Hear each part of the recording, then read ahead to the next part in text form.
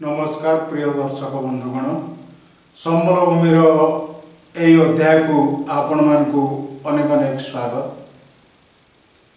वर्तमान देखा जाउची जे पूरा ए सृष्टिटा एक कवितामय सृष्टि एवं कविमय सृष्टि भलिया लागिबाकू बसिलाणी।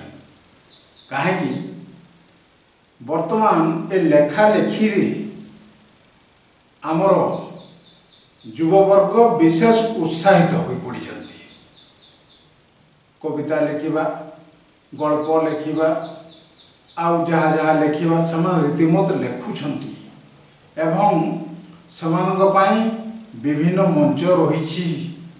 वर्तमान तो सुविधाजनक स्थिति मंच कोठी न्यूज़पेपर मान पृष्ठा बाहर कोठी पत्रिका मान बाहर पत्र पत्रिका एवं सोशल मीडिया रे भी यार खूब चर्चा देखा मिलूँ। हाँ तेरे मोर कविमय कहबार उद्देश्य है वर्तमान अगणित कवि सृष्टि होती को तो मु धन्यवाद देवी जे सेमाने लेखनी चालना रे मनोनिवेश करी अन्य किसी चिंता को सेमाने भूली जाउछंती, खराब रास्ता रे जाउना। एटा गोटे रास्ता रे जे किसी करदो से खराब रास्ता को जाई परिबो नाही।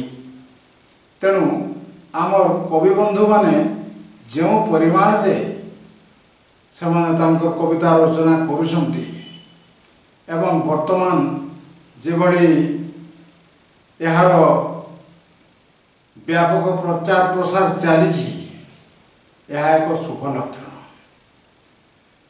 आमर कवि माने एते परिमाण रे वर्तमान हे गलेनी जे गुणिबा कि कहा ना जानिबा चिन्हिबा एटा असंभव हे गलानी।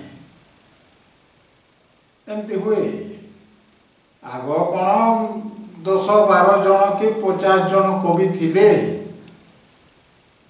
पंचसखा जुग थिला सेते बेले सेमाने से 5 जन ही गीत कविता जहाँ लेखुले।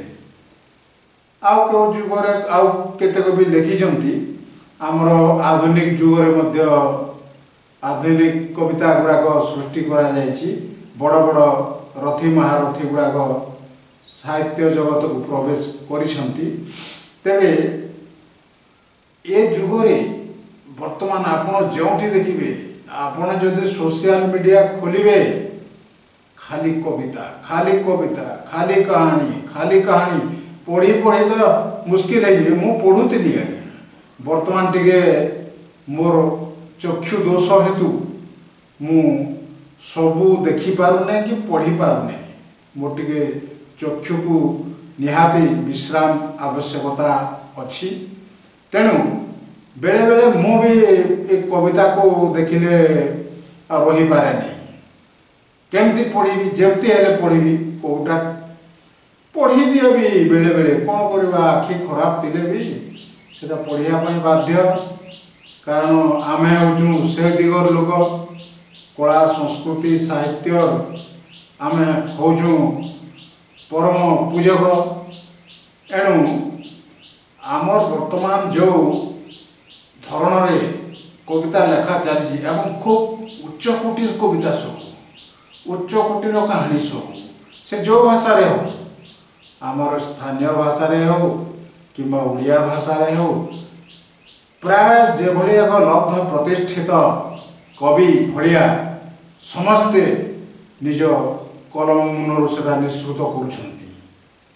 आजिकाली कलम मुन कहीं डायरेक्ट धरुछंती स्विच टिपी दौरान कौटी कीबोर्ड रे एमती मारिदेवे से कविता होगला कि आगर किए लिखिक रखिथे पर टाइप भी करछंती। किंतु एटा गोटे शुभ लक्षण निश्चित भाव रे। तेबे